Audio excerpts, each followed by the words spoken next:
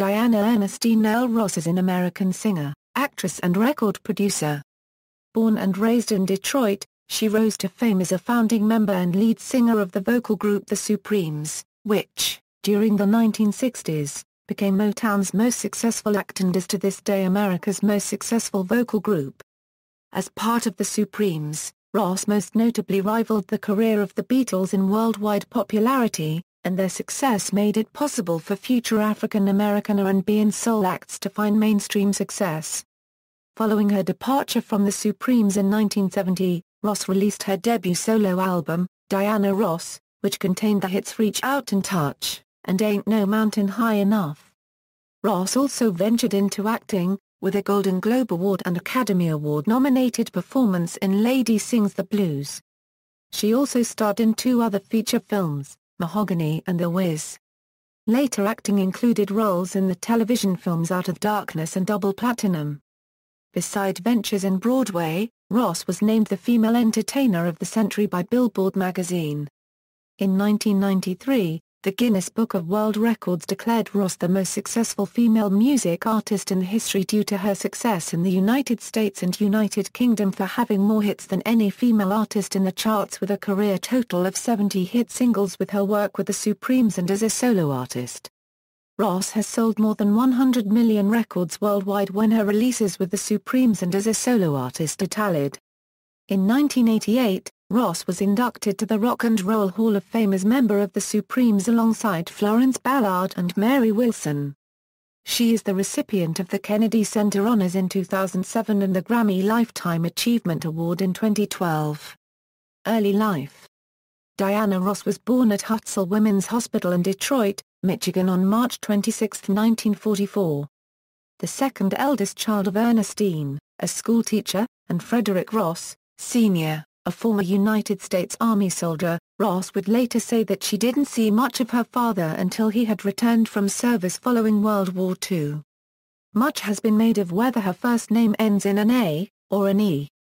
According to Ross, her mother actually named her Diane, but a clerical error resulted in her name being recorded as Diana on her birth certificate. She always went by Diane at home and at school. Her high school yearbook listed her as Diana, and as early as 1963, when the Supremes released their first album, she was listed in the liner notes as Diana. At the Supremes' first Copacabana engagement in 1965, she introduced herself to the audience as Diane, but later that year she started introducing herself as Diana, but all her intimates still call her Diane. Ross' grandfather John E. Ross, a native of Gloucester County, Virginia, was born to Washington Ross and Virginia Baytop. The relatives of the Ross family of Gloucester County were considered mulatto for many generations, which suggests some European ancestry.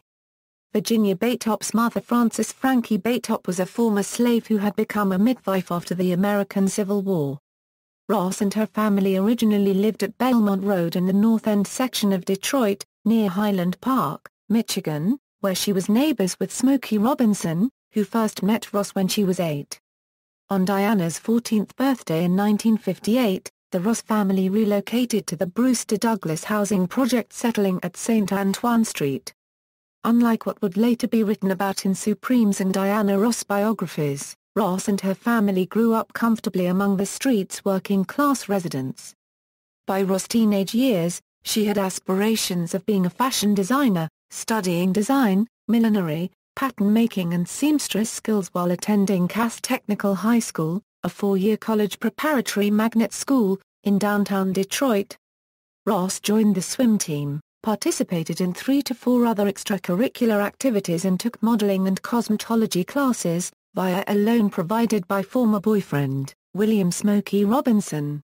Ross also worked at Hudson's department store where, it was claimed in biographies, she was the first black employee allowed outside the kitchen. For extra income, she provided hairdressing services for her neighbors. Ross graduated from Cass Tech in January 1962, 1 semester earlier than her classmates. Career: The Supremes, 1959 to 1970. At 15, Ross joined the Primettes, a sister group of a male vocal group called the Primes, after being brought to the attention of music manager Milton Jenkins by Prime's member Paul Williams. Along with Ross, the other members included Florence Ballard, Mary Wilson and Betty McGlone. After winning a talent contest in Windsor, Ontario, Canada after Ross led on the song, There Goes My Baby, they auditioned for Motown Records. In Gordy's autobiography, To Be Loved, Gordy recalled he was heading to a business meeting when he heard Ross singing There Goes My Baby, and Ross' voice stopped me in my tracks. He then approached the group and asked them to perform it again. Learning of their ages, Gordy advised them to come back after graduation. Undeterred, Ross brought the quartet to Motown's Hitsville, USA headquarters daily, offering to provide extra help for Motown's recordings, often including hand claps and background vocals. That year, the group recorded 2 tracks for Lupine Records, with Ross singing lead on one of the tracks. During the group's early years, Ross served as hairstylist, makeup artist, seamstress and costume designer. In late 1960, having replaced McGlone with Barbara Martin, the Primettes were allowed to record songs by themselves at Hitsville's studio. In January 1961, Gordy agreed to assign the group on the condition they changed their name. Eventually Janny Bradford had Florence Ballard pick out one of 3 names, to which Ballard went with Supremes. Upon hearing of the new name, the other members weren't impressed, with Ross telling Ballard she feared the group would be mistaken for a male vocal group. Gordy signed the group under that name on January 15. A year later, Barbara Martin left the group, reducing the quartet to a trio. The group struggled for 2 years recording for Motown and were often referred to as the No-Hit Supremes. In late 1963, the group had their first hit with When the Love Light Starts Shining Through His Eyes. At the end of the year, Gordy assigned Ross as the group's lead singer, as the group originally didn't have a designated lead vocalist.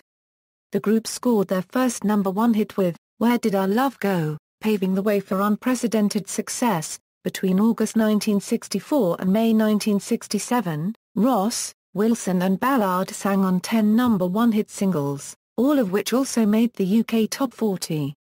The group had also become a hit with audiences both domestically and abroad, going on to become Motown's most successful vocal act throughout the 60s. Following significant issues with her comportment, weight, and alcoholism, Florence Ballard was fired from the Supremes by Gordy in July 1967, hiring Cindy Birdsong from Patti LaBelle and the Bluebells as Ballard's replacement. Simultaneously, Gordy renamed the group Diana Ross and the Supremes, made it easier to charge a larger performance fee for a solo star and a backing group, as it did for other renamed Motown groups. Gordy initially thought of Ross leaving the Supremes for a solo career in 1966, changing his mind when he figured the group's success was still too significant for Ross to pursue solo obligations. Ross would remain with the group until early 1970. The group appeared as a trio of singing nuns in a 1968 episode of the popular NBC TV series Tarzan. Between their early 1968 single Forever Came Today, and their final single with Ross, Someday We'll Be Together, Ross would be the only Supremes member to be featured on many of their recordings, accompanied by session singers the Andantes. Gordy worked Ross diligently throughout this period and Ross, due to anxiety arising from Gordy's demands of her, began suffering from anorexia nervosa, according to her autobiography, Secrets of a Sparrow. In 1968, Ross started performing as a solo artist on television specials, including the Supremes' own specials such as TCB and GIT.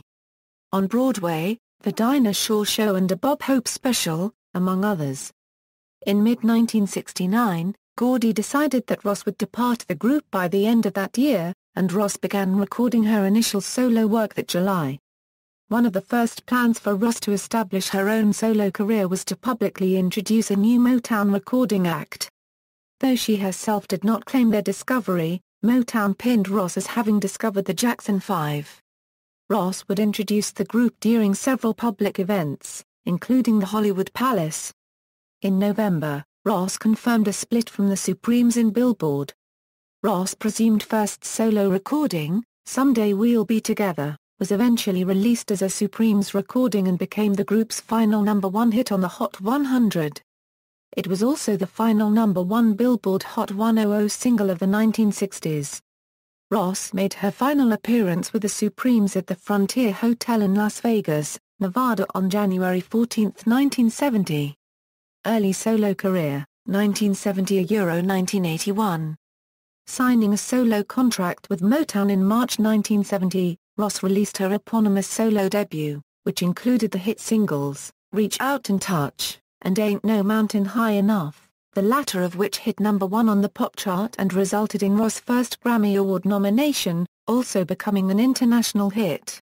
Ross would struggle with her second album, Everything Is Everything, in the US, though its track, I'm Still Waiting, became a #1 hit in the UK the following year. Ross' third album, Surrender, was better received and included the top 20 single, Remember Me, and her modestly successful version of Reach Out, I'll Be There, which like Ain't No Mountain High Enough before it, was produced in a dramatic fashion by Ashford and Simpson. In 1971, Ross starred in her first TV special, Diana. In 1972, her soundtrack to her film debut, Lady Sings the Blues, became her only #1 album, eventually selling 2 million copies. Ross scored her second #1 single in 1973 with the ballad, Touch Me in the Morning. Later that year, Motown issued Diana and Marvin, a duet album with fellow Motown artist Marvin Gaye. The album became a hit overseas, eventually being certified gold by the British phonographic industry for shipments of 100,000 copies. Ross toured throughout 1973 and 1974 in North America and abroad. Later in 1973, Ross became the first entertainer in Japan's history to receive an invitation to the Imperial Palace for a private audience with the Empress Nagako, wife of Emperor Hirohito. Following the failure of Ross' 1974 album, Last Time I Saw Him, Ross returned to film with the film, Mahogany, eventually achieving a third #1 hit on the Hot 100 with Theme from Mahogany. In 1976, Ross changed genres, recording the disco hit, Love Hangover, which became her fourth chart topper. A year later, her 1977 concert special, An Evening with Diana Ross, later resulted in Ross winning a special Tony Award. Her 1979 album, The Boss, became the first album where Berry Gordy didn't serve as executive producer. The Boss was certified gold by the Recording Industry Association of America for shipments of 500,000 copies. In 1980, Ross issued her best-selling album to date, Diana, which featured her fifth #1 hit Upside Down, and the top 10 single, I'm Coming Out. A year later, she scored her sixth and final #1 single in the duet ballad, Endless Love, featuring Lionel Richie. As Ross planned to leave Motown, she hired an attorney who saw that Ross had only $300,000 to her name despite making millions of dollars for the label. After several labels offered to sign her, Ross agreed to sign with RCA Records for $20 million. Before signing, Ross called Gordy and asked him if he could match the order. Despite not being able to match the offer, Gordy still begged Ross to think it over. Eventually Ross decided to leave and sign RCA, confirming the deal on May 20, 1981, making it then the most lucrative deal in music history at the time. Film career, 1972–1999. In 1971, Diana Ross began working on her first film, Lady Sings the Blues, which was a loosely based biography on music legend Billie Holiday. Some critics lambasted the idea of the singer playing Holiday considering how miles apart their styles were. At one point, Ross began talking with several of Holiday's acquaintances and listened to her recordings to get into character. During an audition to acquire the role, Ross would act on cue to the film's producers' commands, helping Ross to win her part. When Berry Gordy heard Ross perform covers of Holiday's material, he felt Ross had put a little too much Holiday in her vocal range, advising Ross to put a little Diana back into it. Ross also talked with doctors at drug clinics in research of the film, as Holiday had been a known drug addict.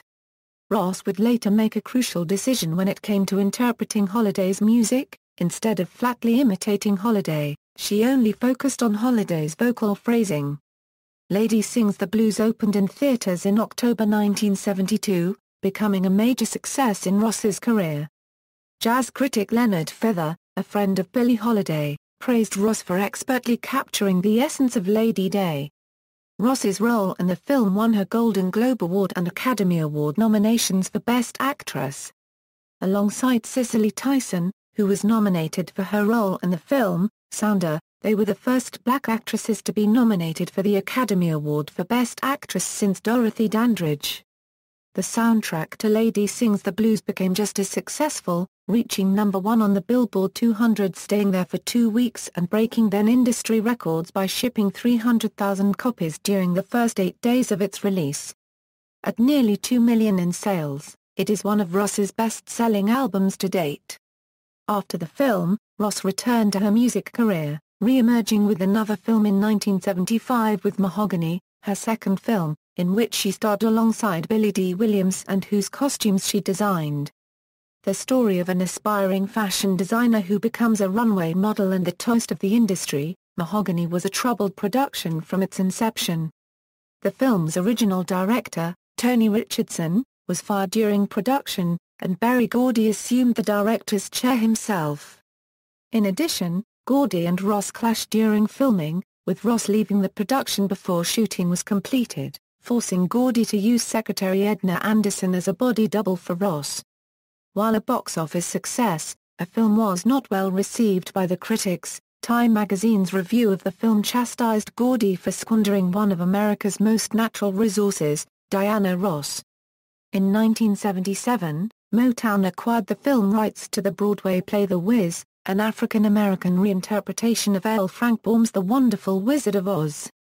The film initially was to include the stage actors who has performed on the play. However, the role of Dorothy, which had been performed on stage by Stephanie Mills, would be given to Ross after she convinced film producer Rob Cohen to cast her in the role of Dorothy. This decision eventually led to a change in the film's script in which Dorothy went from a schoolgirl to a schoolteacher. The role of the Scarecrow, also performed by someone else on stage, was eventually given to Ross's former Motown label mate, Michael Jackson. The film adaptation of The Wiz had been a $24 million production, but upon its October 1978 release, it earned only $21,049,053 at the box office. Though pre-release television broadcast rights had been sold to CBS for over $10 million, the film produced a net loss of $10.4 million for Motown and Universal. At the time, it was the most expensive film musical ever made. The film's failure ended Ross's short career on the big screen and contributed to the Hollywood studios' reluctance to produce the all-black film projects which had become popular during the blaxploitation era of the early to mid-1970s for several years. The Wiz was Ross's final film for Motown. Ross had success with movie-themed songs. While her version of Holiday's Good Morning Heartache only performed modestly well in early 1973, her recording of Theme from Mahogany gave Ross her third #1 hit, in late 1975. 3 years later, Ross and Michael Jackson had a modest dance hit with their recording of Ease on Down the Road. Their second duet, actually as part of the ensemble of The Wiz, Brand New Day, found some success overseas. Ross scored a top 10 hit in late 1980 with a theme song to the 1980 film It's My Turn. The following year, she collaborated with former Commodores singer-songwriter Lionel Richie on the theme song for the film Endless Love. The Academy Award-nominated title single became her final hit on Motown Records, and the #1 record of the year. Several years later, in 1988, Ross recorded the theme song to The Land Before Time. If We Hold On Together became an international hit, reaching #1 in Japan. Ross would be given movie offers over the years, which she reportedly rejected because of either contractual obligations or fears of typecasting.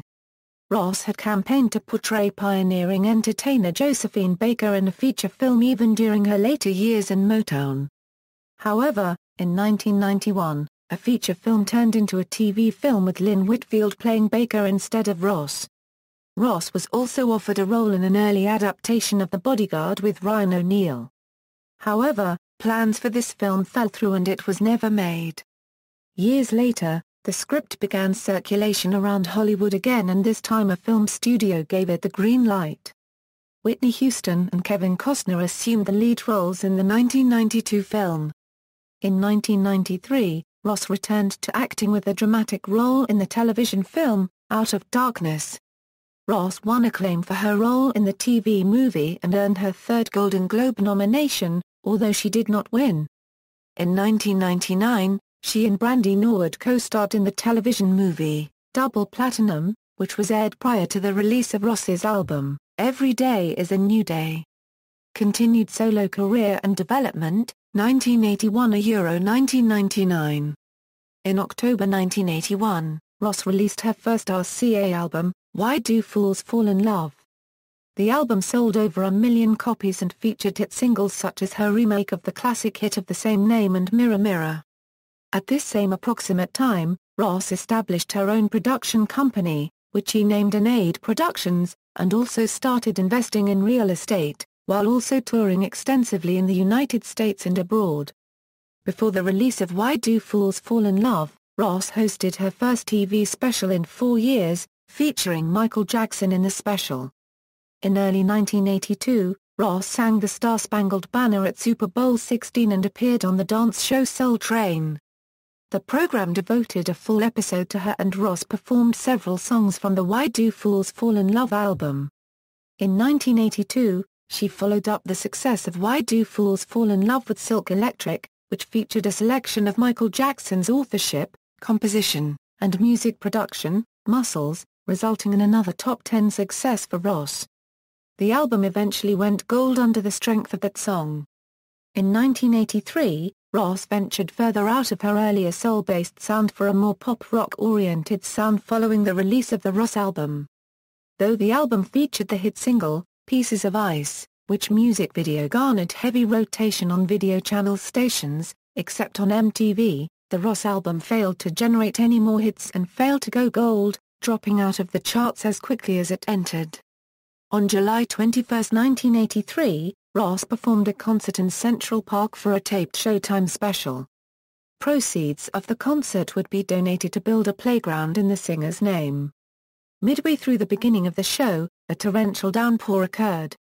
Ross tried to keep on performing, but the severe weather required that the show be stopped. Ross urged the large crowd to exit the venue safely, promising to perform the next day. The second concert held the very next day was without rain. The funds for the playground were to be derived from sales of different items at the concert. However, all profits earned from the first concert were spent on the second. When the mainstream media discovered the exorbitant costs of the two concerts, Ross faced criticism and poor publicity. Although her representatives originally refused to pay anything for the proposed playground, Ross herself later paid, out of pocket, the $250,000 required to build a park. The Diana Ross Playground was finally built 3 years later. The Diana Ross Playground at 83rd and Central Park West is a beautiful assortment of wood structures and classic outdoor children's gym obstacles, making it a lovely addition to the park. In 1984, Ross's career spiked yet again with the release of the million-selling Swept Away. This featured a duet with Julio Iglesias, All of You, which was featured on both the albums they had then released, his 1100 Bel Air Place as well as her Swept Away.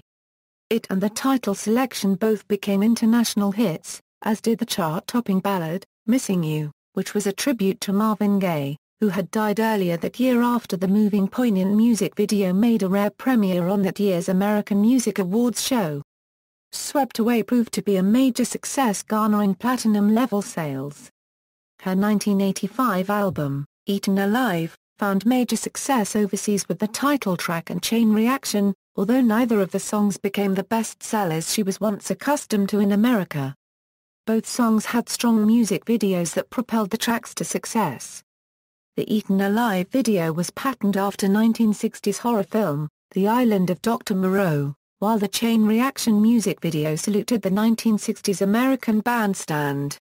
Experience, the third international singles video, reignited the Eaten Alive romantic storyline with Diana and American actor, Joseph Guillen. The track, Eaten Alive, a collaboration with Barry Gibb and Michael Jackson, became a top 20 seller across Europe, underscoring that she and Michael were bigger international stars. The Barry Gibb-produced album garnered an international #1 in Chain Reaction, and a top 20 selling album. Earlier in 1985, she appeared as part of the supergroup USA for Africa on the We Are the World charity single, which sold over 20 million copies worldwide. Ross's 1987 follow-up to Eaten Alive, Red Hot Rhythm and Blues, found less success than the prior album. However, the accompanying acclaimed television special was nominated for several Emmys. In 1988, Ross chose to not renew her RCA contract. Around this same time, Ross had been in talks with her former mentor Berry Gordy to return to Motown. When she learned of Gordy's plans to sell Motown, Ross tried advising him against the decision, though he sold it to MCA Records in 1988. Following this decision, Gordy offered Ross a new contract to return to Motown with the condition that she have shares in the company as a part owner. Ross accepted the offer. Despite its heavy promotion, Diana's next album, Workin' Overtime, was a critical and commercial failure. Subsequent follow-ups such as The Force Behind the Power, Take Me Higher, and Every Day Is a New Day produced similarly disappointing sales. Ross had more success overseas with the albums than she did in America. The Force Behind the Power sparked an international comeback of sorts, when the album went double platinum in the UK, led by the #2 UK hit single, When You Tell Me That You Love Me. Ross would see the album perform successfully across Europe to Japan as The Force Behind the Power went gold there. That single would be a lucky charm when a duet version with Irish group, Westlife, also hit #2 in the UK. In 2005, the album produced an astounding 9 singles across international territories, including another top 10, One Shining Moment. Ross had success in international markets through 1994, when One Woman, a career retrospective compilation, would become #1 in the UK, selling quadruple platinum in the UK. That album did well across Europe and in the Anglosphere. She would sell aggressively in international markets from 1991-94. Ross performed during the opening ceremony of the 1994 FIFA World Cup held in Chicago and during the pre-match entertainment of the 1995 Rugby League World Cup final at Wembley Stadium. On January 28, 1996, she performed the half-time show at Super Bowl XXX. In 1999, she was named the most successful female singer in the history of the United Kingdom charts, based upon a tally of her career hits. Madonna would eventually succeed Ross as the most successful female artist in the UK. Later that year, Ross presented at the 1999 MTV Video Music Awards in September of the year and shocked the audience by touching rapper Lil' Kim's exposed breast, pasty-covered nipple, amazed at the young rapper's brashness. Supreme's Reunions, Return to Love, 2002 solo tour. Ross reunited with Mary Wilson first in 1976 to attend the funeral service of Florence Ballard, who had died in February of that year. In March 1983, Ross agreed to reunite with Wilson and Cindy Birdsong for the television special Motown 25, Yesterday, Today, Forever. Before the special was taped later that evening, Wilson allegedly planned with Birdsong to take a step forward every time Ross did the same. This appeared to frustrate Ross, causing her to push Wilson's shoulder. Later, Wilson was not aware of the script set by producer Suzanne de Passe, in which Ross was to introduce Berry Gordy. Wilson took it upon herself to do so, at which point Ross pushed down Wilson's handheld microphone, stating it's been taken care of. Ross, then, introduced Gordy. These incidents were excised from the final edit of the taped special, but still made their way into the news media. People magazine reported that Ross did some elbowing to get Wilson out of the spotlight. In 1999, Ross and Megatour promoter SFX began negotiations regarding a Supremes tour in which all living former Supremes would participate. Due to personal matters, neither Jean Terrell nor late 1970s member Cissé Green participated. Linda Lawrence and Sherry Payne were then touring as members of the former Ladies of the Supremes. Mary Wilson agreed to begin negotiations, as did Cindy Birdsong. Negotiations however to have the 1967–1970 lineup of the group perform together for the first time in a concert tour since 1970 died down after Wilson failed to come to terms with SFX's offer of $4 million, while Ross had been offered, as co-producer of the tour, to split a percentage of its profits with SFX. Birdsong accepted a $1 million deal, the amount offered to all of the group's former members. Wilson eventually decided against the tour and Birdsong reluctantly dropped out, causing SFX to hire Payne and Lawrence to sing with Ross on the tour. Both had scored highly on SFX's Supremes name recognition poll. Wilson came in fourth. While Ross, Payne and Lawrence had never performed together during their Supremes tenures, Lawrence and Payne would later say they got on well with Ross. The Return to Love tour launched in June 2000, to a capacity audience in Philadelphia, PA. In 2002, Ross entered rehabilitation in May, launched and cancelled a North America solo tour, and was arrested for a DUI in December. Ross cancelled the remaining dates of her summer concert tour of the United States and Canada 2 months after entering Drug and Alcohol Rehabilitation Center Promises, in Malibu, California in May to clear up some personal issues. No reason was given for halting the 10-city North American tour, which began in April at New York's Westbury Music Fair. The 58-year-old singer performed gigs in Boston, Massachusetts and Ontario, Canada before her spokeswoman confirmed reports she had cancelled the rest of the dates. Later career, 2004 present. In 2002, after spending 2 years away from the spotlight and after a stint in jail for committing a DUI, Ross returned to live touring, first in Europe and then in the United States all within the same year. In 2005, she participated in Rod Stewart's Thanks for the Memory, The Great American Songbook, Volume 4 recording a duet version of the Gershwin standard, I've Got a Crush on You. The song was released as promotion for the album and later reached number 19 on the Billboard's Hot Adult Contemporary chart, marking her first Billboard chart entry since 2000. Ross was featured in another hit duet, this time with Westlife, on a cover of Ross' 1991 hit, When You Tell Me You Love Me, which repeated the same chart success of the original just 14 years before. In June 2006, Universal released Ross' shelved 1972 Blue album. It peaked at number 2 on Billboard's Jazz Albums chart. Later in 2006, Ross released her first studio album in 7 years with I Love You. It would be released on EMI Manhattan Records in the United States in January 2007. EMI Inside later reported the album has sold more than 622,000 copies worldwide. Ross later ventured on a world tour to promote I Love You, which garnered rave reviews.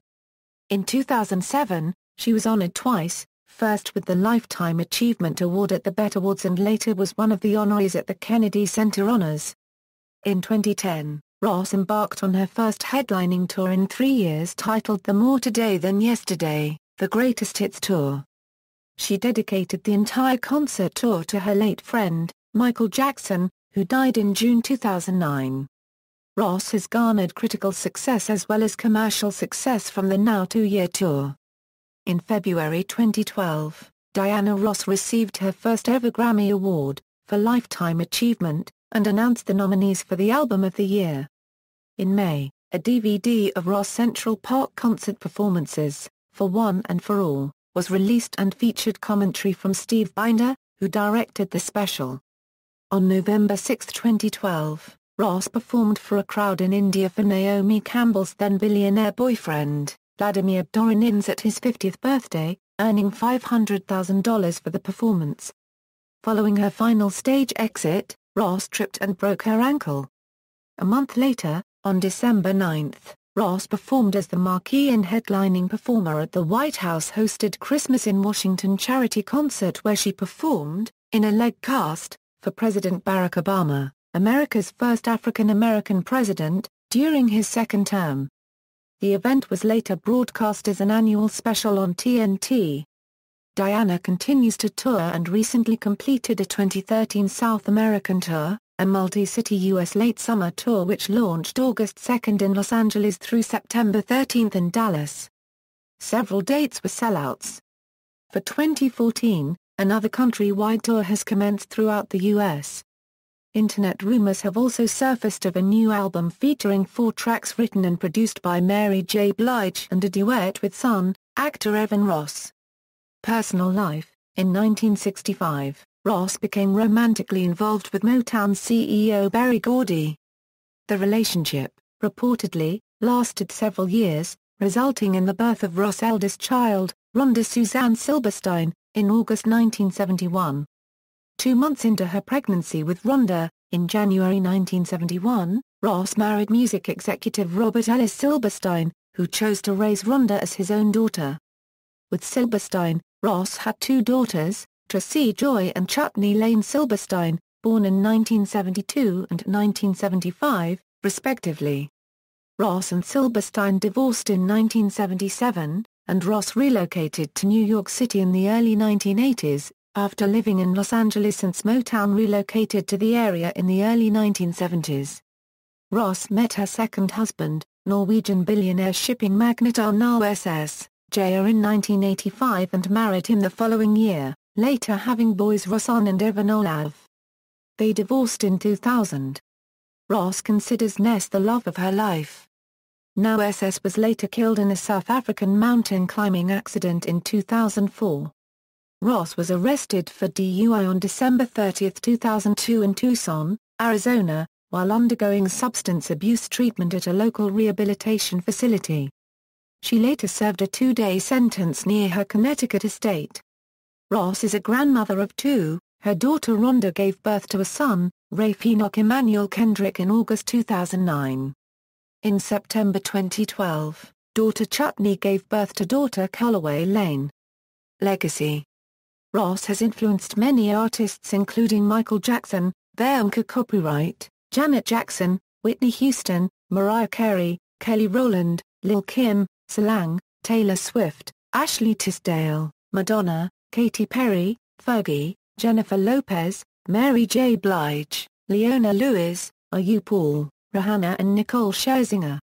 As a member of the Supremes, Ross helped influence other African American women who have succeeded the Supremes in popular music, such as the 3 Degrees, The Emotions, The Pointer Sisters, En Vogue, TLC, Destiny's Child and Cleopatra. Various works have been inspired by Ross' career and life. The character of Deanna Jones in Dreamgirls was inspired by Ross herself. As well, Sparkle was influenced by Ross and the Supremes, as the name of the group was Sister and the Sisters, in reference to Diana Ross and the Supremes. Motown, the musical, is a Broadway musical that launched on April 14, 2013. It is the story of Berry Gordy's creation of Motown Records and his romance with Diana Ross. As a member of the Supremes, her songs Stop, In the Name of Love, and You Can't Hurry Love are among the Rock and Roll Hall of Fame's 500 songs that shaped rock and roll. They were inducted into the Rock and Roll Hall of Fame in 1988, received a star on the Hollywood Walk of Fame in 1994, and entered into the Vocal Group Hall of Fame in 1998. In 2004, Rolling Stone placed the group at number 96 on their list of the 100 greatest artists of all time. As lead singer of the Supremes and as a solo artist, Ross has earned 18 #1 singles. Ross is also credited for singing on the #1 single We Are the World as part of the USA for Africa collective. Ross was featured on the Notorious B.I.G.'s 1997 #1 hit, Mo Money Mo Problems, as her voice from her 1980 hit, I'm Coming Out, was sampled for the song. Billboard magazine named Ross the Female Entertainer of the Century in 1976. In 1993, she earned a Guinness World Record, due to her success in the United States and United Kingdom for having more hits than any other female artist in the charts, with a career total of 70 hit singles. Ross is also one of the few recording artists to have 2 stars on the Hollywood Walk of Fame, one as a solo artist and the other as a member of the Supremes. After Diana Ross' 1983 concert in Central Park, Diana Ross Playground was named in her honor with a groundbreaking opening ceremony in 1986. The Jackson 5's debut album, Diana Ross Presents the Jackson 5, title suggested that Ross had discovered the group, as do the Ross penned liner notes on the back album cover. Ross' discovery of the Jackson 5 was part of Motown Records' marketing and promotions plan for the Jackson 5, however, Ross did introduce the group to the public both in concert and on television. In 2006, Diana was one of 25 African-American women saluted at Oprah Winfrey's Legends Ball, a three-day celebration, honoring their contributions to art, entertainment and civil rights. Solo discography. 1970, Diana Ross, 1970, Everything is Everything, 1971, Surrender, 1973, Touch Me in the Morning, 1973, Last Time I Saw Him, 1976, Diana Ross, 1977, Baby It's Maine, 1978, Ross, 1979, The Boss, 1980, Diana, 1981, Why Do Fools Fall in Love, 1982, Silk Electric, 1983, Ross, 1984, Swept Away, 1985, Eaten Alive, 1987, Red Hot Rhythm and Blues, 1989, Workin' Overtime, 1991, The Force Behind the Power, 1995, Take Me Higher, 1999, Every Day is a New Day, 2006, Blue, 2006, I Love You,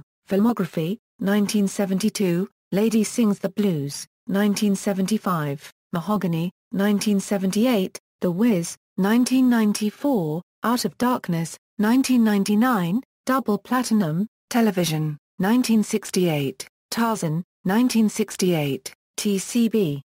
1969, Like Hep, 1969, GIT on Broadway, 1971, Diana. 1971, The Jackson 5 Live, 1977, Here I Am, An Evening with Diana Ross, 1980, Standing Room Only, 1981, Diana. 1983, Motown 25, Yesterday, Today, Forever, 1983, Diana Ross, Live in Central Park for One and for All, 1987, Diana Ross, Red Hot Rhythm and Blues, 1989, Diana Ross, Workin' Overtime HBO, World Stage, 1992, Diana Ross Live. The Lady Sings. Jazz and Blues, Stolen Moments, 1992, Christmas in Vienna, 1993, Bet Walk of Fame, 1993, Always is Forever, 30th Anniversary, 1996, Super Bowl XXX, 1997, Super Concert in Budapest, Carreras, Ross and Domingo, 1999, An Audience with Diana Ross, 2000, VH1 Divas 2000, A Tribute to Diana Ross, 2002, The Making and Meaning of We Are Family, 2005, Tsunami Aid, 2007, BET Awards 2007, 2007, Kennedy Center Honors, 2008, Nobel Peace Prize Concert. 2011, The Oprah Winfrey Show, Farewell and Salute, 2012, Christmas in Washington, Theater, 1976, An Evening with Diana Ross, Autobiographies, Ross, Diana. Secrets of a Sparrow. Random House. ISBN A0-679-42874-7 Ross, Diana. Roseanne Shellnut. Diana Ross, Going Back. New York, Universe. ISBN A0-7893-0797-9. See also. List of awards and nominations received by Diana Ross, List of best-selling music artists, List of #1 hits, List of artists who reached #1 in the United States, List of #1 dance hits, List of artists who reached #1 on the U.S. dance chart, references. Further reading, Tara Borley, J. Randy. Diana Ross, A Biography. Citadel.